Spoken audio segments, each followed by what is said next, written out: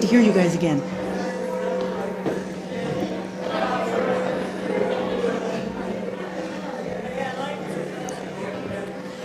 Did you play the whole thing through? Yes. This one and the next one. That's one, two verses. I don't. One announce it first. So we have no paper orders of service this morning, but of course we have our screen with Sunny Cook back there doing it. So, and if you need to grab a hymnal, we are starting with number 44. We sing of golden mornings.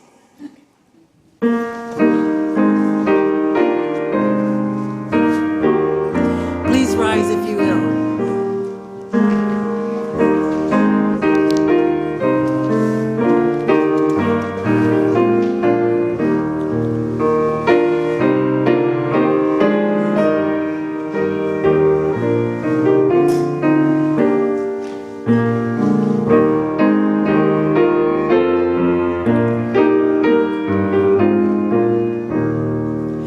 We sing of golden mornings, we sing of sparkling seas, of prairies, valleys, mountains, and stately forest trees.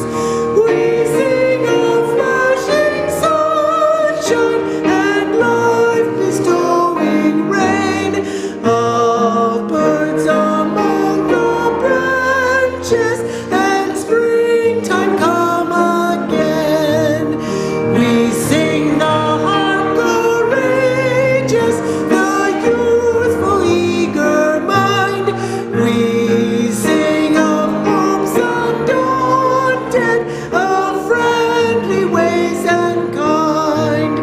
We sing the roses waiting beneath the deep piled snows.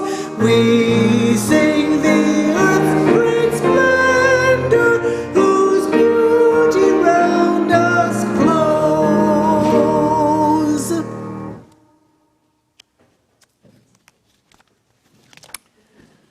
Good morning. It's really delightful to see as many people here as possible, and I welcome you here inside our inside our sanctuary, and also to the people who are online still viewing from afar. Welcome one and all. And welcome to the Unitarian Universalist Church of Spokane. My name is Barbara Nelson, and I'm the worship assistant for today's service. Reverend Todd is away from the pulpit today, and Jacob Johns, a member and longtime friend to UU Spokane, joins us to share his experiences of environmental activism as his spiritual practice. He will also be joined by his daughter Lily for story time and for special music. But first, using the words of Marilyn Fukowski, we welcome you. We know you come here from different reasons: to find community, to seek your spiritual and personal truths, to question, to nurture your heart and soul, to be nurtured, to explore new ideas, to find comfort, and perhaps to find answers to some of your biggest questions. You are welcomed here. Though you may come from different places, different religions, different beliefs, different backgrounds, we hope you will find comfort, connection, challenge, and love here. You are welcome here. Thank you for taking a chance and taking the time to walk through our doors or to listen to us online to join us for worship. Please take a few moments now to get to greet one another and be sure to say hello to someone you haven't yet met.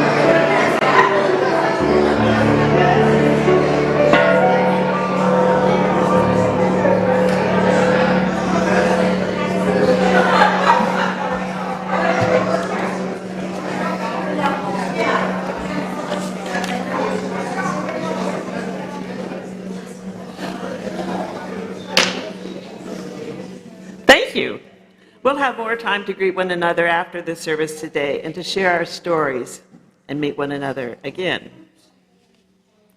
We now turn from our informal greetings of one another to formally begin our service by lighting our chalice, the symbol of Unitarian Universalism, the symbol of our unity and solidarity, of our openness and inclusion, of our community and individual uniqueness. May this small flame be our offering of warmth to those who are cold and alone, and a light to those who are in darkness. May it be a flame that ignites justice in our world and a beacon of hope to those in need. And may it reflect at least a spark of truth wherever truth has been lost and cast a healthy shadow of doubt where it has been found.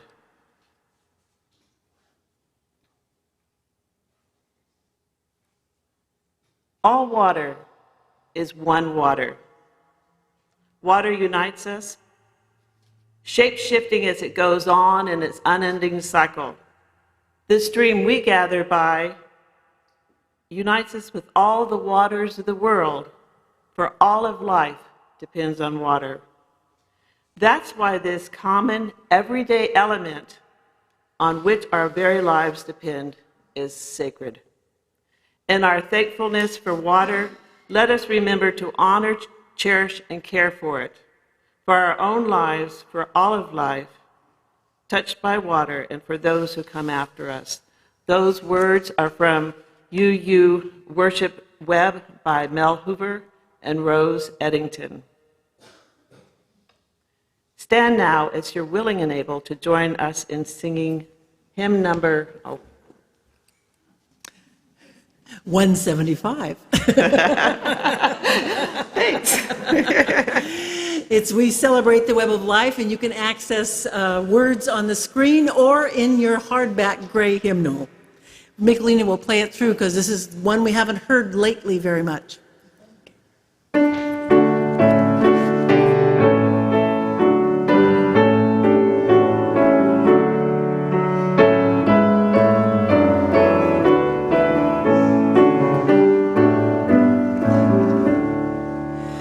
We celebrate the web of life, its magnitude we sing, for we can see divinity in every living thing. A fragment of the perfect whole in cactus and in quail, as much in tiny barnacle as in the great blue whale. Of ancient dreams we are the sum, our bones laid stone to stone, and bind our future worlds to come with worlds that were and are. Respect the water, land, and air which gave all creatures birth. Protect the lives of all that share the glory of the earth.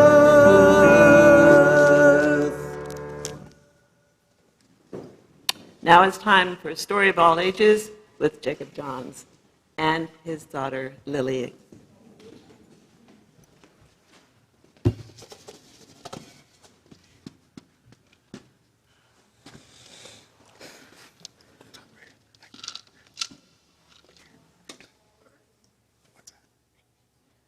It's okay. We had a dry run earlier, I guess. It was a practice run, I should say. So my daughter here is going to join us. This is a story that I told my daughter for a long time, since she was little, even though she's still kind of little.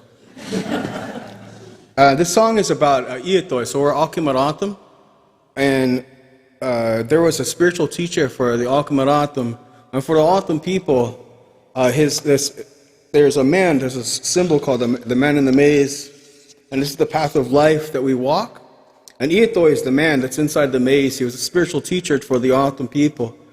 And traditionally back home in Arizona, they have saguaro cactus. There was saguaro cactus fruit, bahadich, and they have cactus flowers that come up and they make fruit. And once a year, you're able to gather those fruit and harvest them, and they dry them, and they make all kinds of preparations for the year using the fruit that happens once a year. And Ietoi was there during one of these times, and they took some of the fruit, and it was fermenting, and it made this ceremonial wine. And people were drinking this wine as they had a round dance. And the round dance is just like they have a fire, and they'll have the songs, and everybody holds hands, and they dance, singing these songs, these round dance songs. And Ietoi said, hey, listen, let's get all these people who are out there, who are standing around, who can't do anything, or sitting down. And there was a bunch of people who were cripples, and there was elderly people, and there was all these different people that had issues. And he asked these people to stand up and to do the round dance with all of the other people as they sang these songs. And when they finally held hands and they started to sing this song, those people, they started to come together and they started to rise up. And as they rose up, they became higher and higher and higher. And they got higher and higher, and they became the stars. And it's to remind us that we come from the stars, that we're comprised of stardust, and that when we return back to the infinite source, we become the stars. What's the symbol for it? This is Tomak, and it's the Milky Way. This is the song that Ietoi sang when those people became the stars.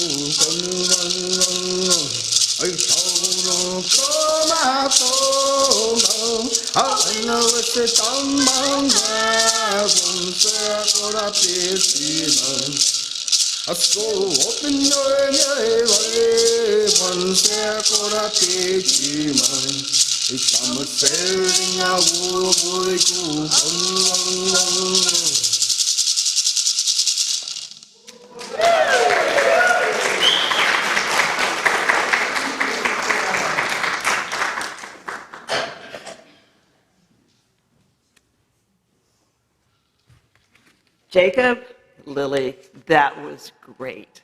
I just loved hearing your voice coming out from there. You've got a big voice to contend with, but I heard it. Well done.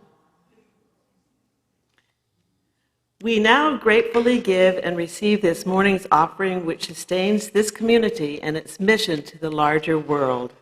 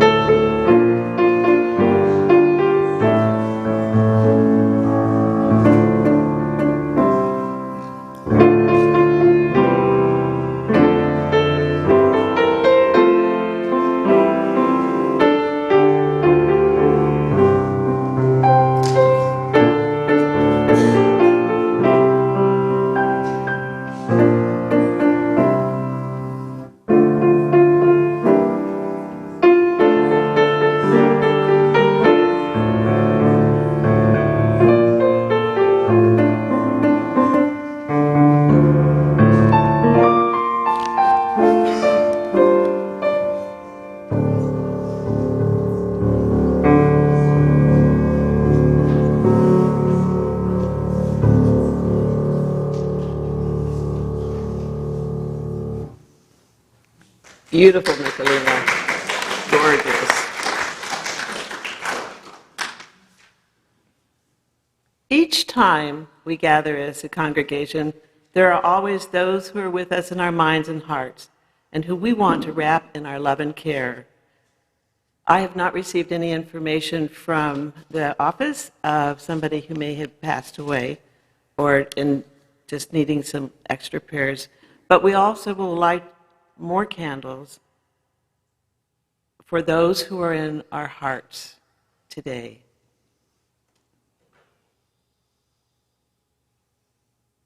And let us share this moment in silence, embracing others who are here in our hearts this morning. And you are welcome to say their names aloud if you're willing.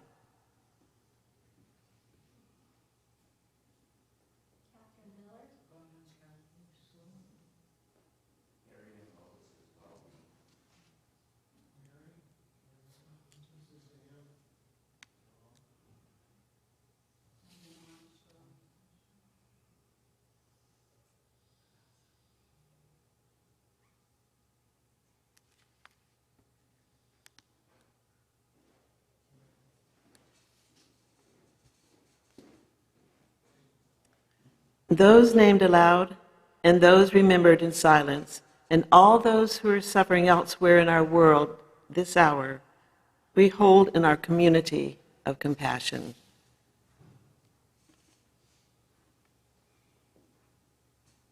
Please, make yourself comfortable, take a deep breath, and listen to these words from A Spirituality of Resistance by Roger Gottlieb.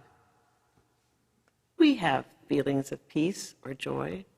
These feelings, we may say, prove how beautiful, how whole the universe is. Or perhaps they call upon a more personal sense of the divine, of God the compassionate Father, Mother, of Jesus the Savior, the grace of Allah, signs of God's perfection and love, of the deep protectiveness with which a guiding force holds us. For me, though, in between these feelings of love or serenity and the assertion of the perfection of God's love, there lies an often uncrossable gap. All that I know about the pain, the cruelty, and injustice that permeates this life, all the suffering for which I can find no justification, rationale, or excuse. I seek to live on this earth without having to rely on promises of aid and comfort from cosmic forces. I cannot forget the others, the threats to myself and my children. How can I accept the world or approve of it when these other realities are as genuine as any experience of mystical delight or tranquility? To find a peaceful heart, I need a spirituality in which the world's unjustified pain is not denied, avoided, or forgotten. For me, the spiritual challenge is to combine moral and political commitments to respond to injustice and needless suffering with spiritual teachings about serenity and wisdom. And that act of resistance, I believe, is an answer to this challenge that can be found.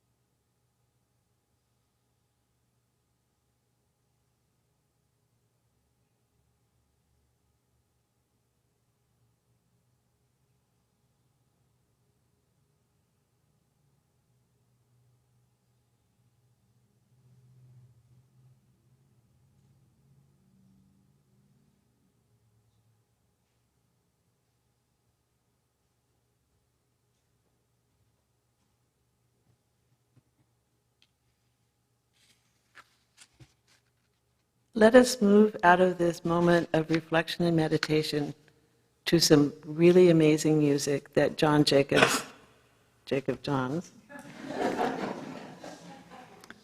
is going to provide with us. As you who know Jacob know that he is very much involved in his Native American resistance and resistance to environmental degradation, resistance to social injustices around the world. And he not only feels it inside, he takes action with it by becoming involved in a way that probably nobody else that I know has done. So I just want to introduce Jacob with his musical interlude.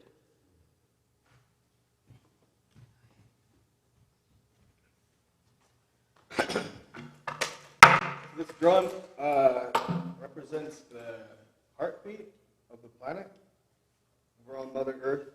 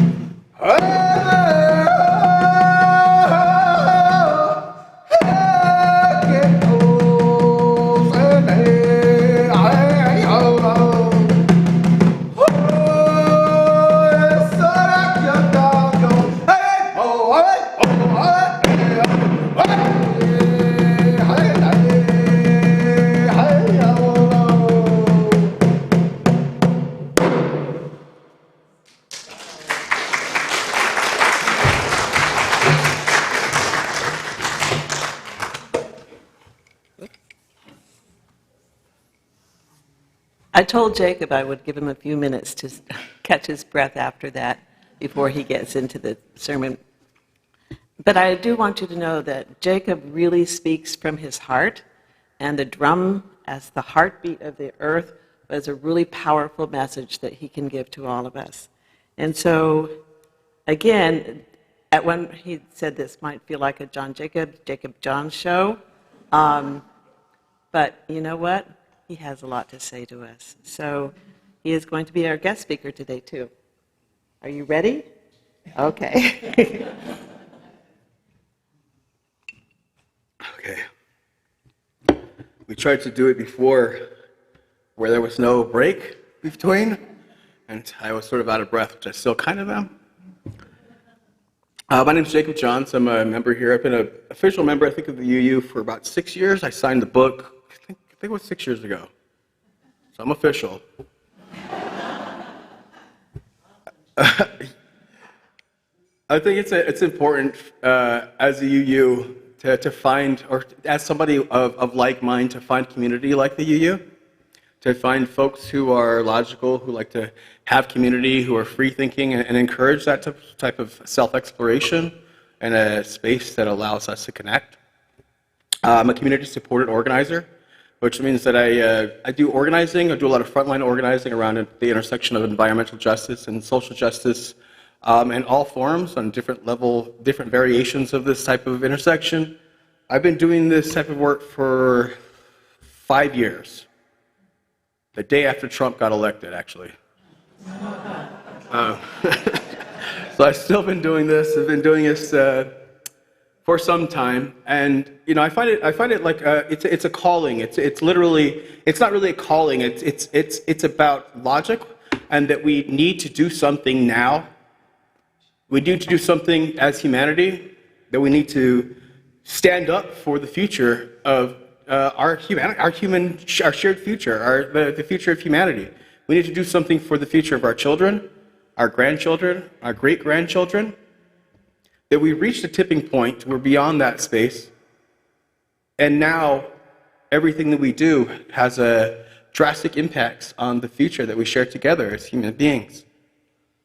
I want to just point out that as Alkamaratham, that we have this concept of being connected, that we're not separate from each other. We are an extension of the planetary consciousness. We are not separate from the earth. We are not separate from the water. We are not separate from the plants or the animals. That we are, in fact, a continuation of this universal consciousness, that we are a part of this construct, that we are a ray of the eternal light of creation. We are not separate in this space. We deny this existence of connectedness. We deny this, and specifically in this world now. And it's a lie. We are connected. We are not separate from each other. In the beginning, there was only the creation. There is only the universal source. There is this infinite source, this divine light that we all stem from. In essence, we are the universal force, experiencing ourselves in different forms so that we can explore and process the infinity in ways that have never been possibly fathomed throughout time. As we separated from the infinite source, and we are just yet a ray of light from this divine light, we start to incarnate into what it is to be. We go through different levels of incarnation before we ultimately return back to the Creator, understanding that we are the Creator, in fact, that we have a spark of divine inside of us that is the universal source. And as we separate from this infinite source, we go through different stages of learning, different classrooms, and in the first stage, we separate from divine source in order to understand what it is to feel and what it is to be, what it is to have substance. We incarnate into what it's called rock or mineral. We understand what it is to just be, and this is a very slow-moving process, right? As we grasp the concepts and all that we could possibly learn from the first level of existence in the first world, we incorporate that which we learned into the second world. Our second world, we learn how to live and to die and how to grow. We think about this underneath the construct of what plant life is. We're substance, we grow, we live, and we die. We know what this is because this is a part of us. In the third level of existence, we incorporate everything from the previous worlds. We understand what it is to be substance, what it is to grow, and what it is to live and to die. But we also start to develop this separation where we are separate from the rocks, we are separate from the planet, we are separate from each other. This creates this concept of ego and what it is to be an animal. In the third level of existence, we understand only ourselves and that we are separate from all of these things so that we can explore all the levels of consciousness that this brings to us. This is where we're at now. We're at the end of this world, end of this animalistic separation, where we are seeing each other as separate, so that we are separate from the rocks, that we are separate from the plants, more importantly, that we are separate from each other. As we enter into the fourth level of consciousness, we start to think from our hearts and what it is to function from a heart-centered consciousness. They say the best way to prepare for the fourth world is to stop seeing each other as separate, that we don't see each other as another opposite or somebody else outside of us. We don't see it in other people. We start seeing ourselves, and we're having conversations with ourselves, and we talk to strangers as we would talk to ourselves. This creates this idea that we are all connected to each other like a child is to its mother in utero here on the planet. That we're all human beings sharing this space and sharing this planetary sphere, breathing the same air, drinking the same water, that we are having the same energy beat both of our hearts simultaneously across the globe. This idea that we are separate is a falsehood. It's an outdated paradigm that no longer serves us, that no longer serves humanity. This perpetuated separation is a system of capitalism and colonization, that we can extract and exploit the planet and think that it's separate from us, that it has no consciousness, that we are able to trade the health of one community for another for profit. This itself is an outdated model that no longer succeeds, no longer sustains us in a way that provides for a positive future for our children. The earth is our mother. The blood of our mother is water. The water provides life. We say it for a very long time that water is life. The air that we breathe is given to us of our mother. You just think of your family. Think about your own mother. Think about your own people who have taken care of you, your grandmothers, your great-grandmothers, all who have came before you. Think of how you're connected to them and how important, how close and tightly connected you are to your own mother. This is our planet. This is us. We're not separate. We're human beings on this planet. We share the same mother. Thankfully, my mom's actually here today. So could we all give my mom a round of applause and make her stand up? Where she is? That's my mom.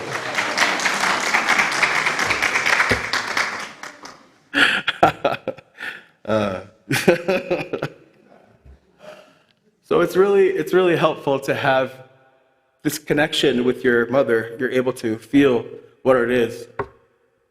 And imagine if somebody came to me and said, my mom is being destroyed. My mom is being exploited.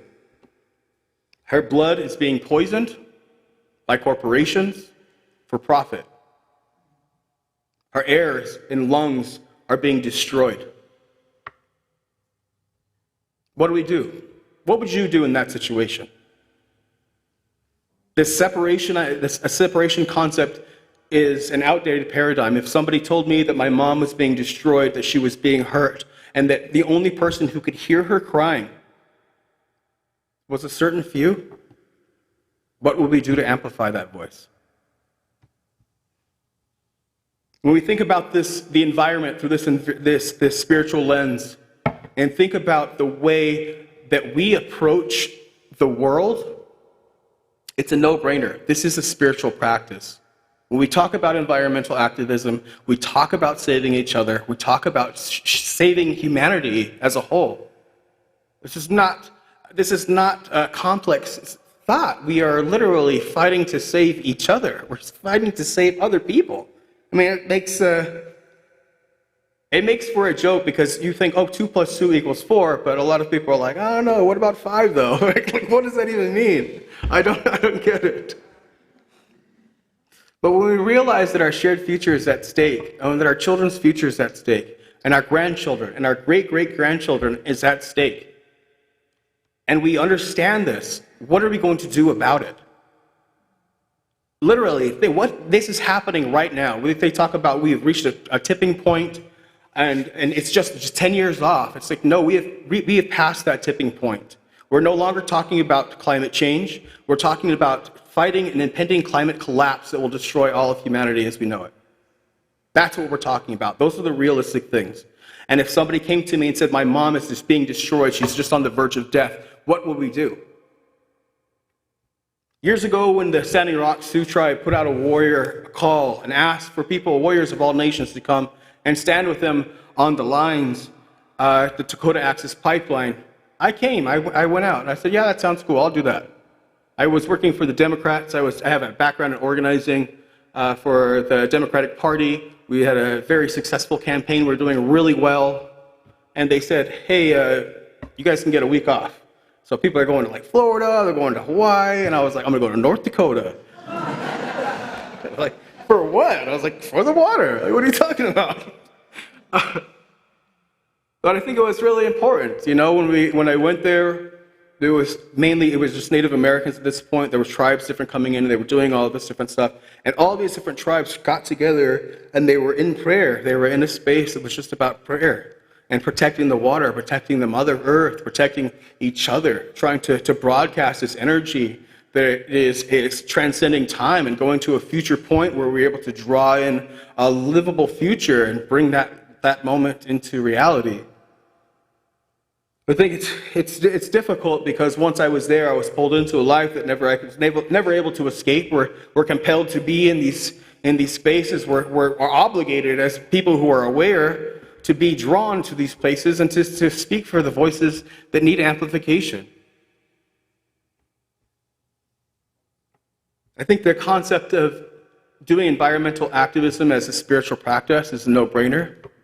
We as Unitarian Universalists take environmental stewardship very seriously. And as we get closer and closer to this aha moment that social justice and racial justice is climate justice. And when we think about it in those lenses, ultimately saving the planet and fighting for the protection of the environment is what everything will boil down to. Nothing else will matter if we do not have a livable planet. This is not a far-off sci-fi concept. Like this is a real thing that we're being forced into from capitalism and colonization.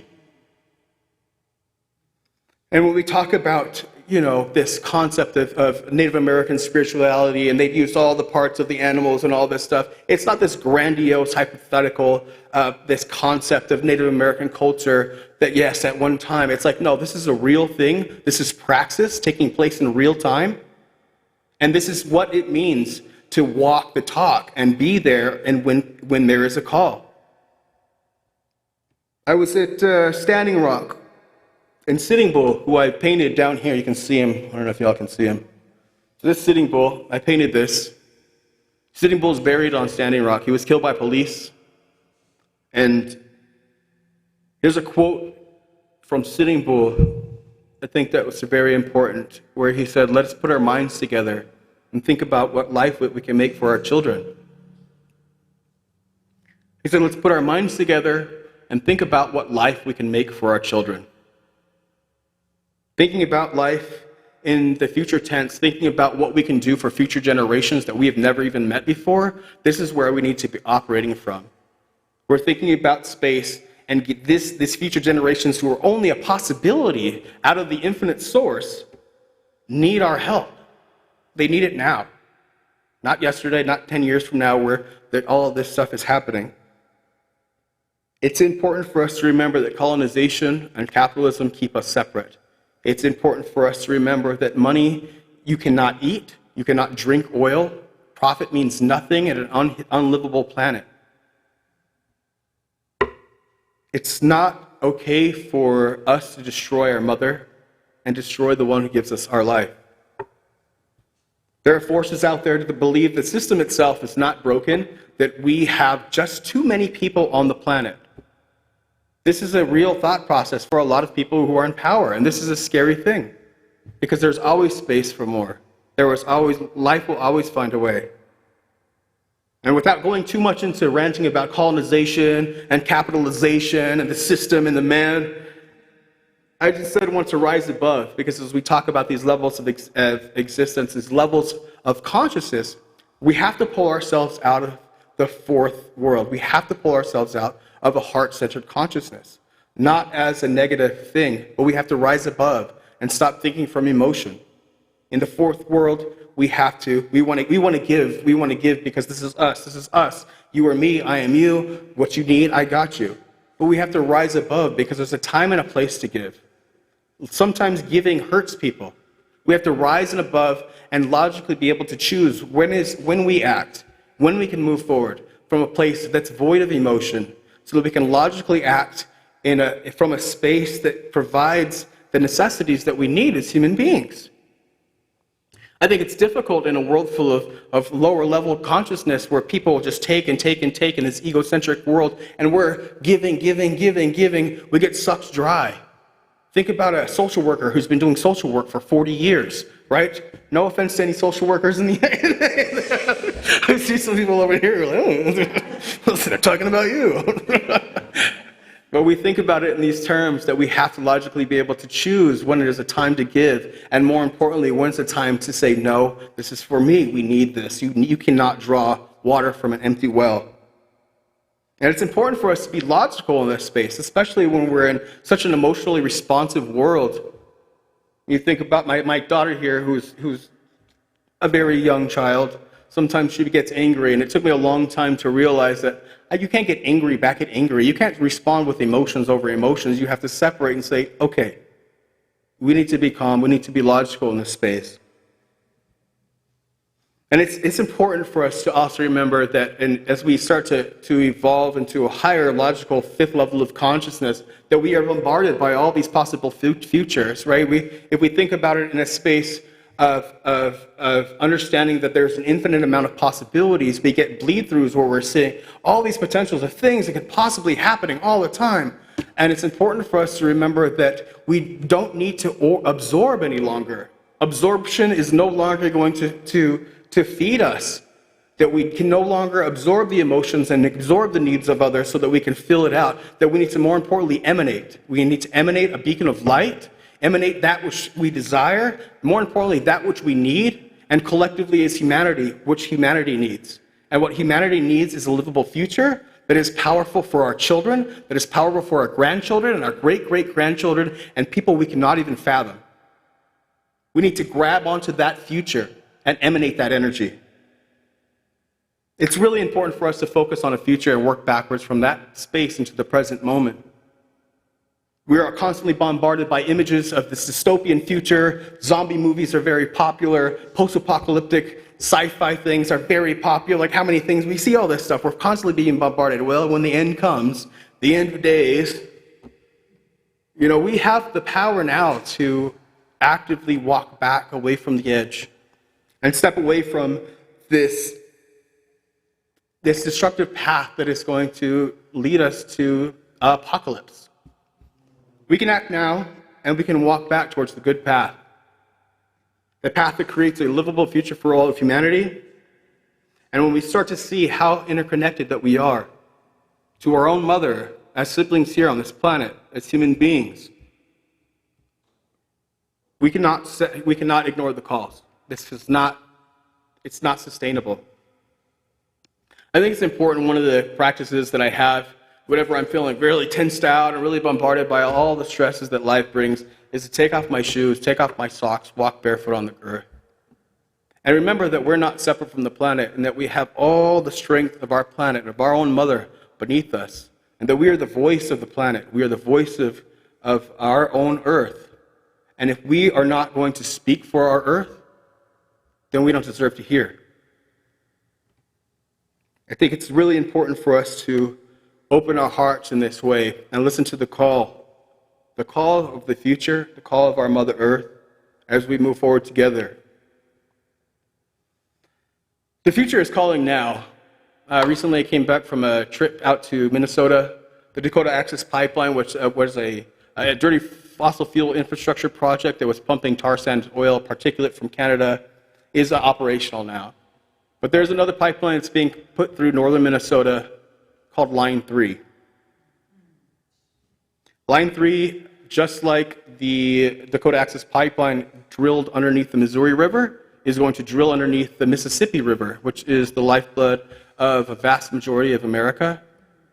They are drilling underneath the headwaters of the Mississippi River with dirty tar sand particulate oil, which is not actually oil. It's tar sand particulate ground up and emulsified. It's 35% more carbon intensive than regular oil. Allowing the pipeline to go through would be like starting 50 new coal-fired power plants at a time where we can no longer accept dirty fossil fuel infrastructure projects. We are beyond the tipping point.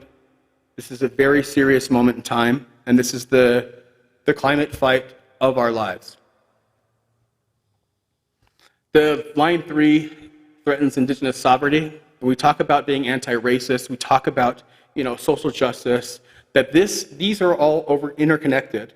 That these rural communities have been targeted by large corporations so that they can go and exploit this land, and they will not have to deal with the legal ramifications of going over a mainly Caucasian area.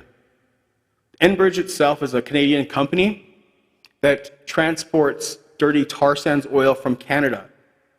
The Enbridge company went bankrupt, and the country of Canada bought the pipeline, bought out the corporation, and it is now officially the country of Canada's pipeline. When Mussolini, who was a renowned fascist, talked about what fascism was, he described it as being a marriage of corporation and government. So when we have this fascist pipeline coming from Canada through indigenous land to pump out to destroy our planet, we must do something. The Anishinaabe people have been asking people to come out. They have been there for years, about 5 years that they have been fighting there. There are 5 different camps that are set up. And they're asking for folks to come out and hold the line and hold space for people. Just to bring it back, that if the Line 3 was able to come through, we're talking about 50 new coal-fired power plants around the planet. And this is a major thing. This is a time for us to stand and say no. More importantly, this is about us standing together and creating a precedent for the rest of the nation and the rest of the countries around the world to stand up to these big oil companies where corporations can no longer control our government, and we can stand up as people united together to protect the future of humanity. It's important for us to remember that we're not separate and that we have power in our truth. And our truth is that we are not separate from the planet, and we're connected together as one consciousness. That we are a ray of light from the infinite source. That we are the creator in action, and we, more importantly, are the voice and the arms and feet of our planet. We are organizing 3 buses. There's a bus leaving Spokane on June 5th to go to Minnesota. We're going to have 2 days of action and then come back on the 10th. There's 2 other buses. There's another bus coming from DC and another bus coming from the south, with Arm in Arm, and also with the U.S. Climate Action Network. Been organizing this for a couple months now to get folks together. We're asking for $25 for folks to help pay for the buses. So if anybody does feel called to join the line and stand with fellow like-minded folks from around the nation, please reach out to me after the service. I got some business cards. It'll be cool. $25. It's important to remember that we cannot drink oil. We can't eat money. And water is life. And it's important because the future is calling us. It's not calling me, it's calling all of us. And it's coming.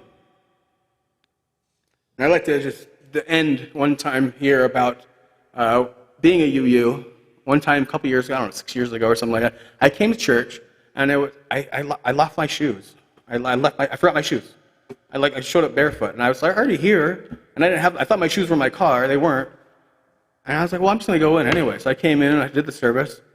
And afterwards, we had the social hour. And nobody said anything about me being barefoot. I just came in and sat down. Nobody said nothing. And this is the type of world where I want to live in, where people aren't concerned about these dumb things, these preconcepts about what's normal and what's not, that we understand that we're human beings here to share space and work together and form community. I want to normalize that. I want to normalize that outside of this space. And I also just want to end by saying how proud I am to be a part of this community and how proud I am to be a Unitarian Universalist. That we, as a congregation, are very active in the community, doing all sorts of things. In every way possible. Some folks will talk about these spiritual teachers and not act like these spiritual teachers. And I find that our congregation and like-minded folks in our community are walking the walk and walking the talk in a way that makes me so very proud. And I just want to salute you.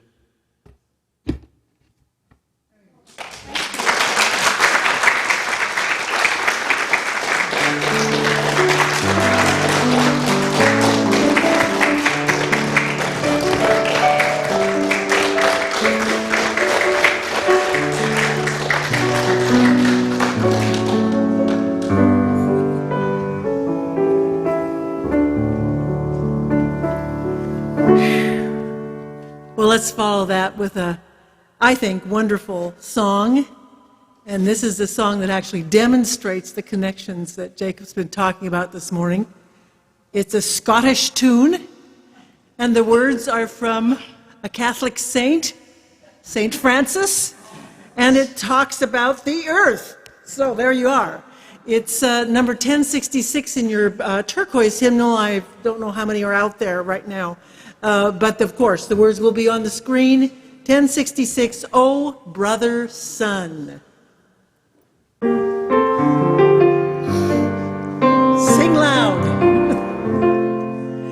Oh, brother sun, you bring us light, all shining round in fiery might. Oh, sister moon, you heal and bless, your beauty shines in tenderness. Oh, brother wind, you sweep the hills, your mighty breath both freshens and fills. Oh, sister water, you cleanse and flow through rivers and streams in ice and snow.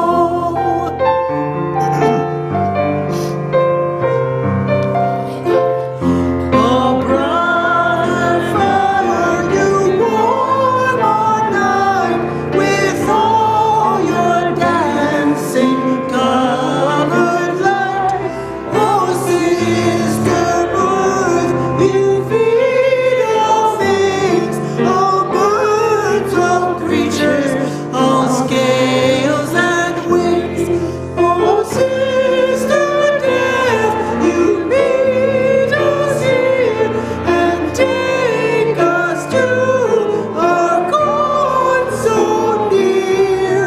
Oh, God of life, we give you praise for all your creatures, for all your ways.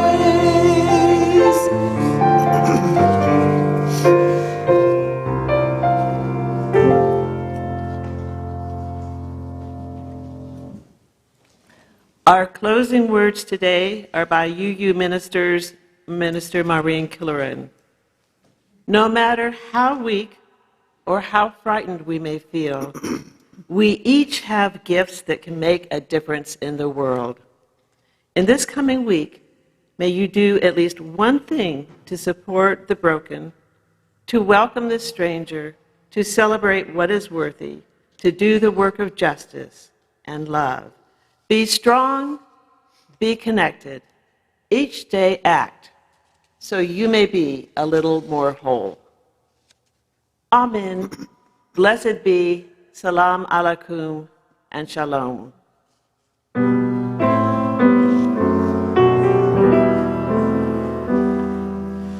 Shalom.